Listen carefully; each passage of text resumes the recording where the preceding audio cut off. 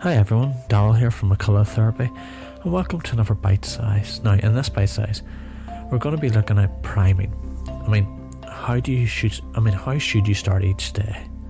So, do you wake up each morning feeling lethargic? Are you sluggish, overwhelmed? Are you apathetic by work and the day ahead of you? Or maybe there's an obstacle that continues to occupy your mind at every moment. Like many people, you want to be focused and feel successful, but no matter how many maybe cups of coffee that you drink, or you never get to that place where you're saying, you know what, I feel like I can take on anything that's put in front of me today. So if this sounds familiar, it may be time for you to discover the power of priming. And this is it was written by an article by Bryce Lee Rocks. It's an American hypnotherapist who wrote about this. So I'm going to be looking at it now. So life can be challenging. When we're tired, we're down. It can be hard to remember what achievement, what success, what fulfillment feels like. And the truth is that you can turn your life around just by facing your problems head on. You can learn to change your state of mind by changing your physical state. Your morning ritual is a great place to start. What you do first thing in the morning has a powerful and lasting impact on the rest of your day. So, according to this article, priming is the way to get your day started of the best way possible. You're going to learn the research behind priming psychology and why and how it works, maybe a few exercises and proven techniques. So, how do researchers define priming and its effect on the mood? So, number one is temperature influences perception. Priming theory is backed by research, which has shown that our reactions are primed by our moods and experiences. When you learn how to set and reset your mood, you prime yourself for success. There's numerous studies on the power and benefits of priming, but the one that best illustrates the basis of priming is a 2008 study conducted by Yale psychologists. So on the way to the lab, one researcher casually asked the participant to hold a coffee. The team member would then write down some information about the participant before asking for the coffee back. Each participant would each hold the cup of coffee for somewhere between 10 and 25 seconds. For half of the participants, the coffee was hot, and while for the other half, the coffee was cold. And that's the only difference between the two groups of participants. So, here's where it gets interesting. In the lab, all the participants read the same brief description of a random individual and rated the individual's personality using the questionnaire. Participants who held hot coffee rated the person as happier, better nurtured, more generous and social. Participants who held the cold cup were more likely to say that the person was unhappy, irritable and selfish. Remember, there is absolutely no difference between the profiles that the both groups read, but how they reacted to the descriptions was significantly different. And the strangest part is, they had no idea they'd been primed. So number two, irrelevant questions affect brain power. Another example is in Harvard researchers, they looked at how answering a short questionnaire, which included either a question about their gender or ethnicity, impacted the subsequent math test scores of both Asian American women. Those who were asked to identify their ethnicity scored 11% higher than those who were asked to identify their gender, and they were 5% higher than the control group who didn't have a question about their gender or ethnicity before the test. So once again, they all took the same test, but that single question made a huge impact on the test scores. And this is the power of priming. Number three, yourself. You've certainly experienced this phenomenon for yourself, maybe without even knowing about it. So think about a situation where you're angry or frustrated. Did you then overreact to a small problem? Did everything seem worse because you're still getting hung up on the event that made you angry? You were feeling the priming effect of your anger, which caused you then to react in a certain way. Or think of a moment when you were totally in love and felt that nothing could go wrong. And that is because you were primed by the feeling of love.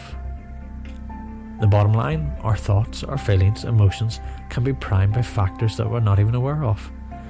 and this greatly impacts our performance in other aspects of our life. So when it's practiced properly and regularly, priming can help you to cultivate positive emotions. It can drastically change the quality of your life. So how can you use the psychology of priming to better your life? Now, you know about the foundations of priming.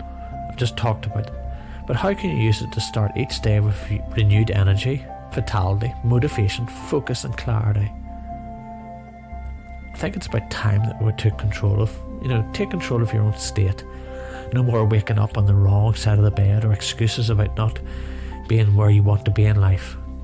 Stop leaving your priming to chance and learn how to get yourself into a perpetual state of balance and high performance with this simple priming exercise. Priming doesn't need to be a long process. In as little as 10 minutes a day, you're going to start to experience the benefits of your performance, your mood, and your state. So taking this time in the morning along with your breakfast can help you get into a peak state, change your day for the better. You will set a high baseline for your day, so you can accomplish many great things in any other areas of your life. So I'm going to read now the article about the 8 steps. These are 8 steps for your 10-minute morning priming. So how you can start your priming in the morning. Find a chair in a relatively quiet area and sit actively. Place both feet on the floor. Shift your shoulders back, chest up, and hold your neck long and your head high.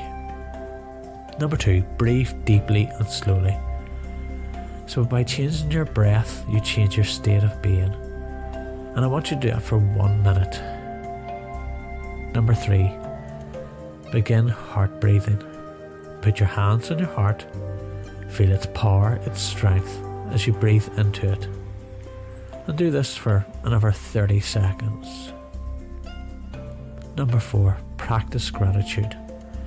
I want you to think of 3 things that you're grateful for right now.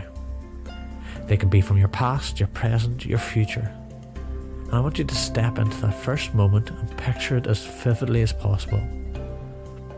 After about a minute, go to the second thing, and then on to the next. And here's a tip for you. Make one of these things simple, like a child's smile or a time someone said thank you and really meant it. So even on your worst days, you're going to find something small and meaningful to be grateful for. And I want you to do that for about 2 to 3 minutes. Number 5, visualize. Now comes the part that's almost like a blessing or a prayer. It can be as spiritual as you want it to be. For me, I like to imagine that colour lights are coming down and filling my body, healing anything that needs to be healed. Body, thoughts, emotions, feelings. Imagine your problems just being washed away. But ask for the best parts of you to be strengthened. And I want you to do this for about 1 to 2 minutes. Number 6, share. Now send out all that energy you've just gotten in through your healing and strengthening out to others. Feel the energy going up and down, pouring out into your family, your loved ones, your colleagues, your clients, your friends, maybe even strangers you only met once. And do this for about 1 to 2 minutes. Number 7, focus and celebrate. Now, think about the 3 outcomes or goals that you want to achieve the most. And these are things that will excite you once they're completed. What would achieving them feel like? Place yourself in that position of achievement and celebrate that feeling of completion and victory. Visualize how it will impact you and what those victories could do for those around you. As for gratitude, go through each outcome one by one, fully experiencing the feeling of success. And do that for about 3 minutes. And number 8, the last one, get ready to rock. Now, take as long as you like to stretch and reflect on all the positive work you just did. You're now positioned to excel in the state of your optimal self. Stay in character and get out there to win the day. So, are you ready to start achieving your goals and creating real, lasting change in your life? And if you practice priming regularly, you're going to start building a kind of muscle memory, experience an incredible shift in the quality of your thoughts and your emotions. When you prime your mind to experience more positivity, you'll not only find it more fulfillment in the everyday, but you'll become much more able to reach your goals, and you'll also start to recognize positivity around you. So give it a try yourself. Thank you for listening.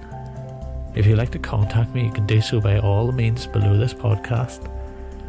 Have a great week. Bye bye. Everything there is to know, and it's telling subconscious mind that there's something happening